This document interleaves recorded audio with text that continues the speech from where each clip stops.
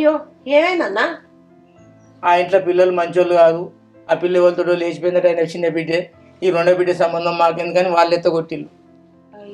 లాస్ట్కి ఇప్పుడు ఆఖరికి వచ్చినాక ఆ ఇంట్లో అవిటి ఆయన ఉన్నాడు.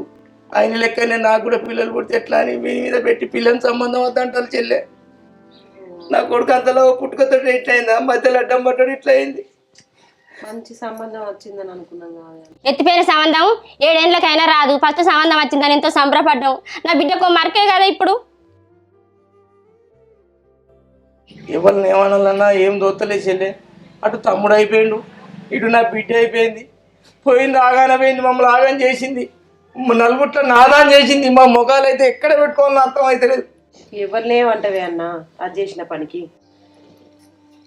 ఏం చేయాలరా? అద్దంట అంటే అద్దంటే దానికి 20,000 పెట్టి సెల్లు కొని ఇచ్చిండు. ఆ సెల్లు పాడవాడు సెల్లు కొని ఇవ్వకుండా మంచిగా ఉండు. అప్పటికి ఇంట్లో వాడు ఏడుసు. అది సెల్లు కొనిచ్చిన సందే బాగా అదైపోయింది. దానికి సోపతులు ఎక్కువ అయ్యారు. నాన్న అంతకుముందు వాడుకున్నప్పుడు అసలు ఇంత లేనే లేదు. కాదురా,